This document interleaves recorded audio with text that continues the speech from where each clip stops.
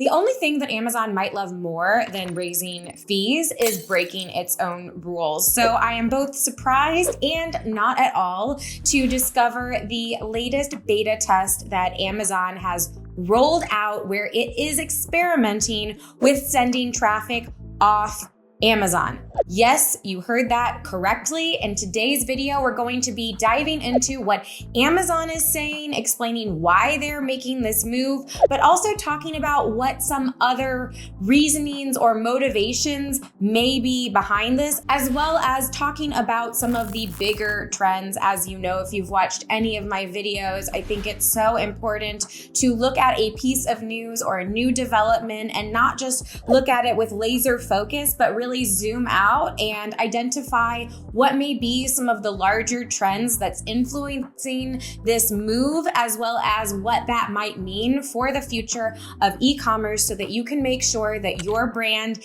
is not just staying ahead of the game, but poised to be able to continue to grow in this ever-changing, very dynamic world of e-commerce. So firstly, let's review the words directly from Amazon's mouth before we get into trying to interpret what are the underlying motives behind a move like this. Before we get into the meat of the article, it is important to note that this is a beta program, which means that this is something that is just being tested with a limited group of customers on the app. So this is not widespread, and we do not know whether it's something that will be long lasting or not. But even if it goes away quickly, it can still give us some valuable insights to what Amazon might be thinking, what potential future moves they might be making, and how they're also envisioning themselves not only within their marketplace, but in the broader world of e-commerce and search and customer behavior. But I don't want to get ahead of myself. Let's get into the meat of the article. So first of all, the article title is called "Helping Customers Discover Even More Selection on Amazon." So unsurprisingly, they're posing this through the lens of enhancing the customer experience, putting the customer first. We know that that is really the central core tenet of the organization, and what they say is the reason behind many of the decisions that they make throughout their whole marketplace organization. But of course, what is corporate speak is not always a full holistic view of all of the things that are going on underneath the surface.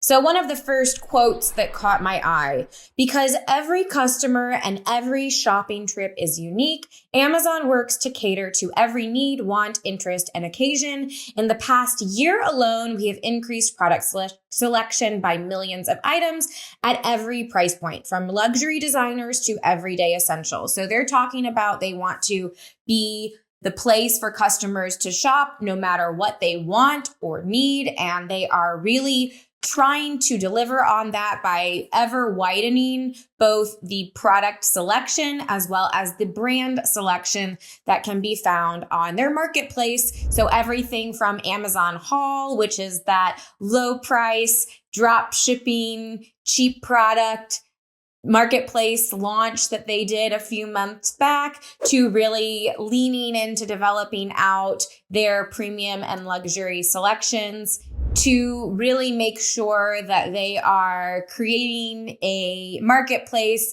where everybody from every price point can find a product that is going to delight them and meet their criteria. So they're presenting this new program of sending traffic off Amazon when that item is not part of their catalog. They are framing that as a way for customers to be able to find anything they want. And this, I think, is really important and something that we'll get back to in a moment. So they continue. And again, I'm just pulling some of the quotes that I think summarize this whole idea and give us some interesting insights into what this might mean on a broader, bigger scale. So building on our mission to make customers' lives better and easier every day with wide selection, low prices, and convenience, we're now testing a new shopping experience in beta where we'll show select products in our search results if we don't sell them in our store and link to the brand's website to make it easy for customers to purchase them there. So this is just explaining how this is going to function. Now, this does create a question for me that we'll get to in a minute, but there's one thing that instantly popped into my mind when I read this that I'm wondering how they are going to manage. And this is probably just something that we will have to see how it gets rolled out. So they continue. Fast, simple product discovery from Amazon and across the web. This is the point at which I started to have the gears in my mind really click together and get some ideas about what this might mean. I think this is probably the key to explaining the bigger play that might be going on behind the scenes here. So I mentioned that there are a few questions that I have that I'm curious to see how they are going to be handled by Amazon. And the first being, what is the mechanism for brands getting added? Is this something where it's really just functioning as a search engine like Google or like some of these new AI shopping assistants like Perplexity? Or is this a program that brands are actually applying to or that Amazon is engaging with, hand selecting in some way? What's going on there and what does that relationship look like? Is this Amazon operating in more of an affiliate model but I'm getting ahead of myself. Let's get to my next big question, and then we can go into and discuss some of my ideas about what this might mean in a broader context. So my second big question is, what about resellers? Because there are a lot of brands that are not selling on Amazon. However, they still have a presence there because resellers recognize that there is a demand for those products on Amazon, and they're capturing that oftentimes with inflated prices to be able to compensate for that difference between what they would need to pay to buy the product through other channel and then sell it onto Amazon. And I tried to look into this a little bit on the app on my phone to see whether this was something that I could get a more conclusive answer about, but I don't know whether I'm simply not part of this beta program or if this is me identifying an area that is really not going to change much for any products where there is a reseller there selling that product. So I know just from personal experience as a potential customer that I was interested in trying a viral makeup product by a brand called Thrive Cosmetics. And I had looked to see whether this was something that I could find on Amazon because I didn't feel like paying shipping and I didn't really have any other products from the brand that I wanted to buy directly through that brand's website. So I went to Amazon and I first of all noticed that there are a lot of dupes that look really similar to this actual company. So this is the Thrive Cosmetics one, but we see this one, for example, here. Interesting. This one, lots of lookalikes.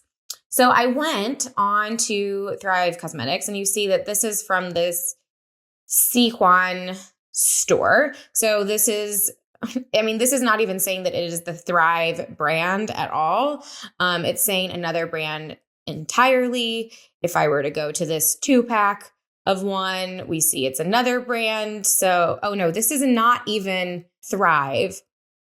This is just one of the reasons that Amazon does have a little bit of a bad reputation because there are so many knockoffs. So here we have Binaugi store. So just all kinds of companies purporting to sell authentic Thrive. This is Antaki Cosmetics. mascaras, but obviously none of these are coming directly from Thrive Causemetics. So that led me to the question of what happens in this case. Is this a situation where, because there are resellers, so technically the brand is on Amazon, that they are just going to not link to the brand's page? Or is this maybe going to make things more complicated and difficult for resellers? So I don't know the answer to this. I'm very curious to see how this ends up playing out, but it is something that I wonder about because it will greatly diminish how frequently Amazon is truly sending traffic off Amazon, because a lot of those highly searched products that are not yet on the marketplace are still being sold on the marketplace, just not by the brand itself. So just some food for thought. I don't have any conclusive answers on that. So now let's get into some of the possible reasons of why Amazon might be doing this. And I don't work for Amazon. I'm not on the inside. I'm not part of their conversations. I don't know what their true reasoning is. I am basing some of these hypotheses on where I'm seeing the e-commerce space moving and changing in regards to AI, in regards to social commerce, and the fact that there's just a pretty big reshuffling of the game going on, and the prior dominant forces are now being threatened by some up and coming players and by new technology that is really changing how people interact with products and shopping and everything. Here are some of my thoughts, but I would also love to know your thoughts as to why Amazon might be doing this, because I'm sure there are some things that I haven't considered or thought about. So if you have ideas about why Amazon is doing this, or you think one of my suggestions is particularly compelling, let me know in the comments. I'd love to start a conversation and a discussion about this. And if you all have some really great ideas, then maybe that would even warrant a follow-up video about this topic. So the first reason I think they might be doing this, which I mentioned earlier as I was pulling some of the quotes from their announcement article, is to become the go-to spot to search and find whatever you want. Amazon has already positioned itself as somewhat of a search engine when it comes to people looking to initiate a transactional decision online, but that territory is being threatened by TikTok, by Perplexity Pro, by Google AI Shopping Assistant, by ChatGPT operators. And so this could be a play for that. And also, by the way, there could be simultaneous things happening here. So I'm not suggesting that it's one or the other. It could be many reasons that make this seem to them as a potential strong move to be able to either strengthen their borders or claim new territory. So it could be a play to compete against the AI shopping assistants, like I just mentioned. So feeling like some of that territory that they carved out may be vulnerable to being lost to some of these other shopping tools that customers have at their disposal.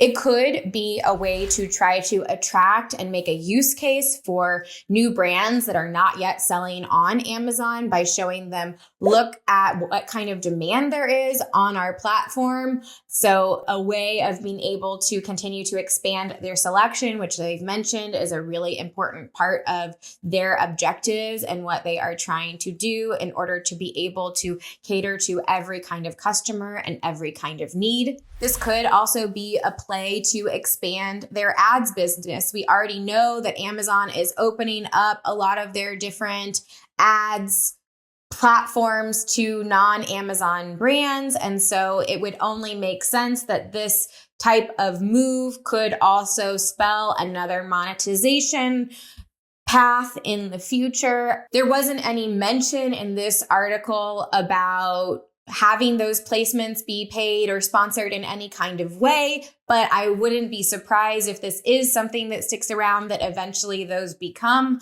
additional ad spots and placements that even off Amazon brands can use to drive traffic to their stores. Maybe they are trying to function more as an affiliate model of just being able to expand out their revenue streams and make sure that no matter what customers buy, even if it's not on Amazon, that they are getting a share, that they are getting that data, that they are getting some insights into what customers want, and then also being able to get a cut of that purchase when it's made. So a lot of possible reasons here.